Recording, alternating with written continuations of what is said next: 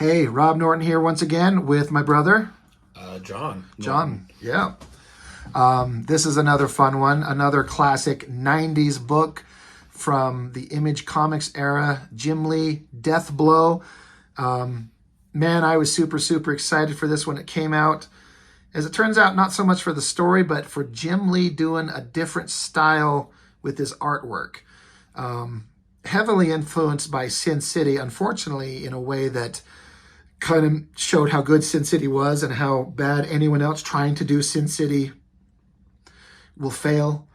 Yeah, talking about Sin City really quick, like Frank Miller, like as an artist, I found that I've only really appreciated his art on Sin City, especially as he went, but because of his uses of like blacks and whites, Yep.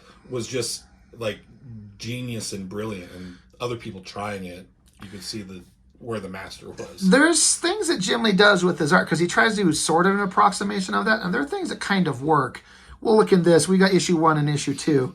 But this cover, it's kind of hard for me to tell if you can see it, but it's all black, but if you get it in the right light, you can see how the face is in there. There's like a couple different shades of black. He said in an interview that he was trying to do a thing where it's the character is hidden in shadow. Okay, that makes logical sense when you say it that way, but when the cover is just straight black and you can't see it, I don't know if it works. I don't mind the red hollow foil metal stuff. I think that looks neat. It makes it jump out. Yeah. It might unnecessarily jack up the cost of the book, but I think it looks good. Yeah.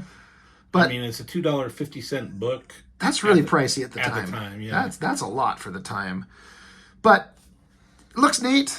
Of course, a good cover, a pretty cover, and pointless innards don't really help out anything. But we're going to flip it open.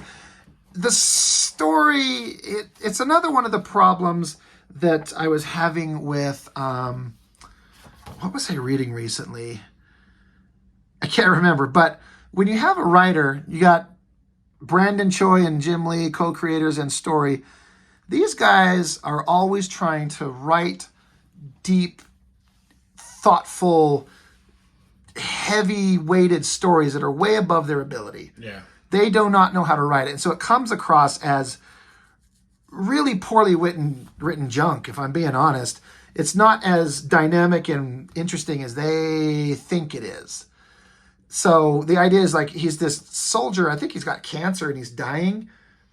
Okay. Do you not remember that? I mean, no. Like, I recently just flipped through this for the art. I don't remember the story. I mean, I know he was part of the Team 7 stuff from Wildstorm. Yeah. I don't remember him specifically about what he did. I believe that's how it started. He's dying of cancer, so he's a horribly violent mercenary working for the government, whatever. Now he's like rethinking his life. He's in a church. Who cares about any of that stuff? Because the story's junk anyway. But if you know Jim Lee's artwork and like the X-Men, we just looked at an X-Men #1. This is a very different style. Jim Lee, he said in an interview, he's using a brush to do heavy inks, and that's what it looks like. He's doing extreme heavy lighting, which is very much what Frank Miller does on the Sin City books. Whatever Frank Miller has that works, Jim Lee doesn't have, but I don't hate it. In fact, I kind of like it. I mean, would this look better if it was just black and white without this random color in it? I think that is something that would be interesting to see. I personally like books that do like a monotone thing like this. I have stuff I'd like to see colored like this. And then you get just a hint of some color here and there. Like, let's continue into it. This grayscale, but the red blood, he's trying to do some interesting dynamic page layout things here. Yeah. Artistically, I like it. Big shot of him riding a bull, I guess. He's got the bull by the horns, John. Yeah. It's a metaphor. But that really happened. I would like to see this in its original black and white, but I also kind of don't mind the coloring.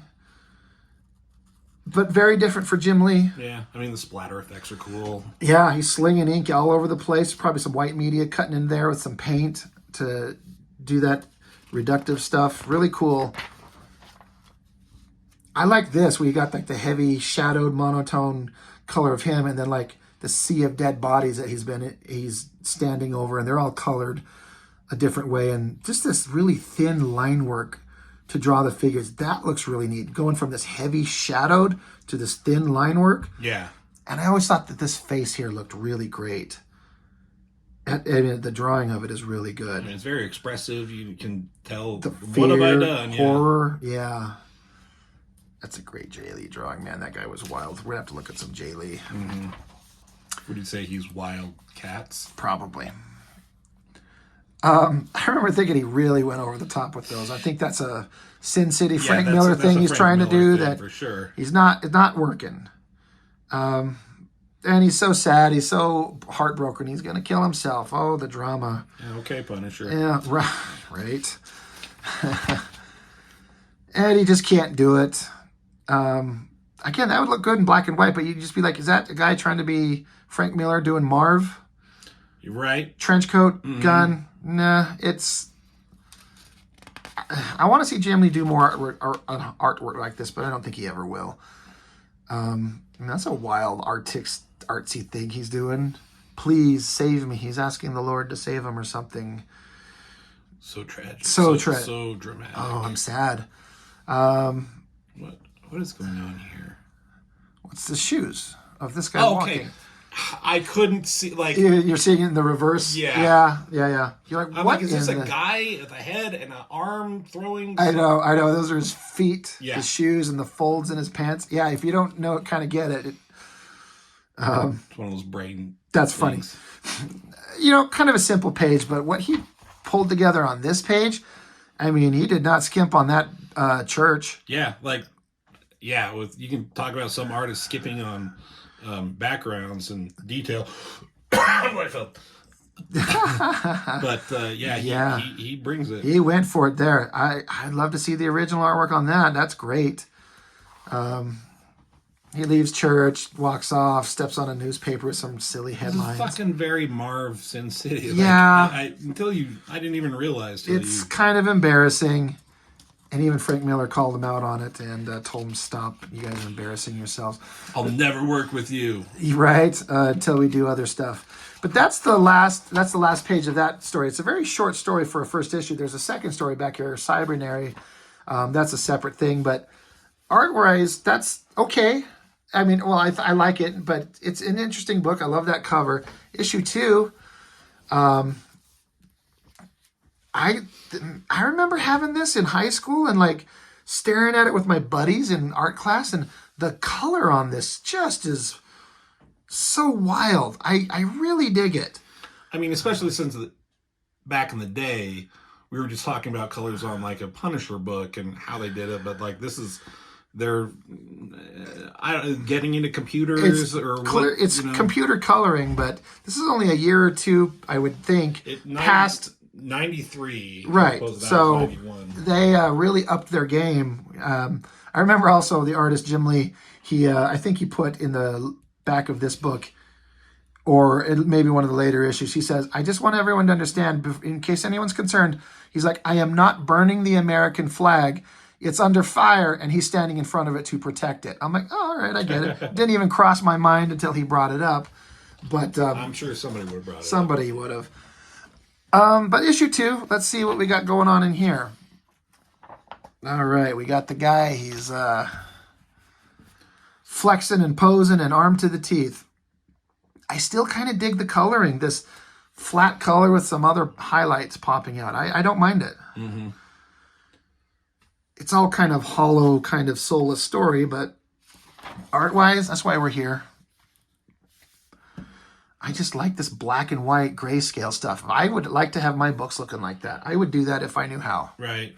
I mean, and again, we talk about backgrounds sometimes, but he put something kind of a background. I guess he's in a room. Well, he's like a factory, a furnace, got like big gears and pipes and grating. Right. So at least you set the stage. You know he's he's not in the forest. He's not in a car. He's not in an apartment. He's some mechanical, generic background. So you don't have to put it in every single shot. Yeah, it doesn't have to be there. He's probably also trying to go quick on this because he's trying to draw another book at the same time. So he's got to zip through this a bit. This doesn't work for me quite as well. It's kind of okay. Yeah, like you get it. the hand coming forward and pointing a gun, but Yeah. the arm gets lost in there a little It bit. does. Not great. Not horrible. I like how the color palette suddenly changed here to be like something's different. I always really like this shot right here. Yeah. The coloring, the lighting, the heavy shadows. Fucking what's going on with them? He's got some kind of disease. I think he's melting. Freddy Krueger. Almost. Yeah. Oh, he's got a little man bun. Yeah. Looks like he dug into the razor blade and did some scratchy stuff. I don't know why. Right there, I do that with my artwork. What But happened with that arm too? yeah. Oh my gosh, I think he's poisoned or something like that. Oh, this is where you tell him this is explaining he's got cancer. This is like this dark spot in an X-ray that you're looking at. Oh. So that's what's going on. Oh, he's a doctor, obviously. He's Dr. Death. And when you have a gun and you get mad, the thing that you do is you point and fire it off in the random places. Yeah. That's what you do. And then you silently have your mouth open. And then you cry. Like you do. I mean, that's kind of a cool angle. It's a good shot. The drawings are great. They're just, the writing is just so far above their abilities. Like, just stop. You can't write this shit. We've talked about in our books, like, sound effects, how they're needed sometimes and how they're not. Yeah. Sometimes too many times there's just sound effects constantly. Is that necessary? Yeah. I get that he's shooting his gun. I don't know if I need the sound effect. Yeah, it's weird. In my latest issue that I've been working on, I've been doing some more sound effects just to experiment. Right. And like, hey, look, like, because I usually don't. Try and let the art just explain, and you can almost hear it if you draw it well enough. That's what I think. But I've been just experimenting, like, kind of going old school. I even put, like, thought bubbles. I never put thought bubbles.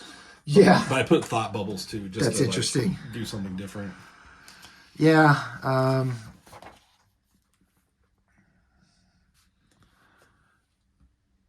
More hyper important, super serious action story stuff. Don't care. Is this the guy, Lynch, in Gen Gen 13? Yeah, that's him.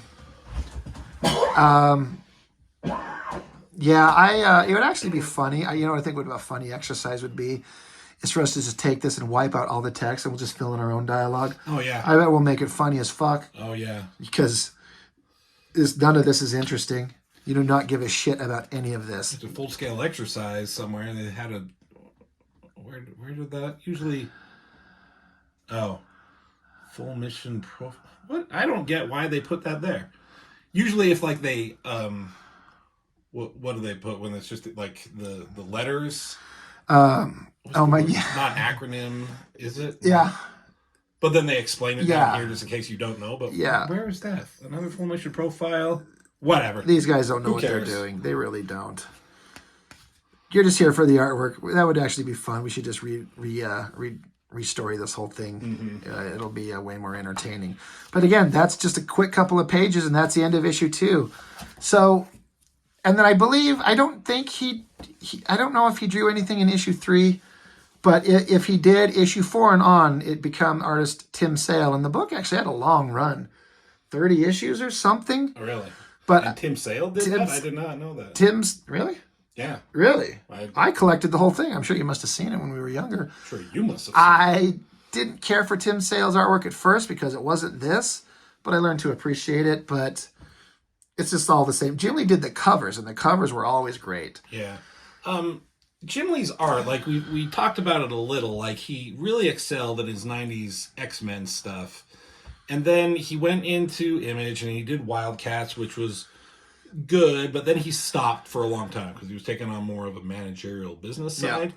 And then I remember like his art kind of regressed a little bit. Like he came back and maybe he was just out of practice. Yeah. And he did like I think a couple of issues of Gen 13. Yep. And I'm just like, that's just not very good. It's like he's trying to be something. He was trying to incorporate a lot of J. Scott Campbell styles, and it doesn't work. Yeah, and then he eventually did his Batman run, which gets better as it goes. Right. Like he starts to like find his voice, I guess, and how to draw Batman. And that was, I mean, that's some stuff that could maybe look at some point. But his art today is really good. Like when he just does these sketches, these black and white stuff, it's really, really, really amazing. Like he's been one of my top favorite artists, but even to this day, I'd still put him in probably my top 3. Yeah. Just artistically. He's definitely got the skills, the ability, the talent. Just for me, he just has to be drawing a book I kind of care about, and I don't really care about anything on DC Comics, if I'm being honest. So it's fun to revisit old stuff that he's done. He was experimenting. He was trying things. He's done also all kinds of other artistic experiments. He doesn't just stay in one little zone. He does a lot of different things. But this was a wild change for him, and I liked it. Like, he's a true artist. Like, he did a podcast with Kevin Smith years ago, and, like, he's just constantly drawing while he's there. He's, like, constantly drawing. Yep. And I guess he was supposed to be a doctor. Like, he went to medical school or something like that. Yeah, his family plans for him to be a doctor, but he wanted to be an artist. And I think he made the right choice. Yeah, I think he did, because he's extremely wealthy. Yeah. Anyway, that's enough for now. That's a good look at some Jim Lee DEATHBLOW comics. Not great story, but pretty good art.